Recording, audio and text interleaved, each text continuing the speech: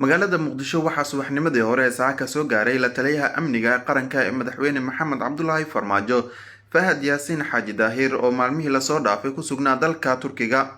saraakiil dhinaca amniga ah ayaa waxa ay sheegeen in imaatinka fahad yaasiin ay keentay diyaarad qaas ah oo dalka turkiga kasoo qaaday fahad yaasiin xaaji daahir. 17 bishan ayaa diyaarad ula socday fahad yaasiin laga celiyey dalka Jabuuti, iyadoo tallaabadaasi ay madaxtooyada Soomaaliya ku eedeysay inay ka dambeyso dowladda Jabuuti, halka dowladda Jabuuti warkaasi ay beenisay.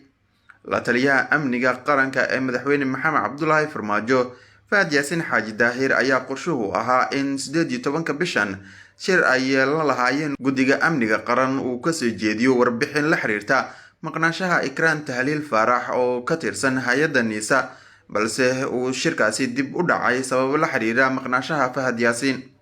madaxtooyada Soomaaliya ayaa shaacisay inay soo saari doonto waqtiga rasmiga ah ee uu qabsoomi doono shirka guddiga amniga qaran, waxaana toddobaadyada lasoo dhaafay ee aad loo hadalhayay warbixinta uu soo jeedin doono fahad yaasiin maadaama maqnaanshaha Ikraan waxyaabo badan ay ku gadaaman yihiin. fahad yaasiin xaaji daahir ayaa dhowaan xilkiisa ahaa agaasimaha hay'adda NISA ku waayay kiiska maqnaanshaha Ikraan Tahliil Faarax, waxaana taasi ay sababtay in khilaaf xoogan oo aan weli xal loo helin uu ka dhex bilowdo madaxweynaha Jamhuuriyadda Federaalka Soomaaliya Maxamed Cabdulaahi Farmaajo iyo ra'iisul wasaaraha xukuumadda Federaalka Soomaaliya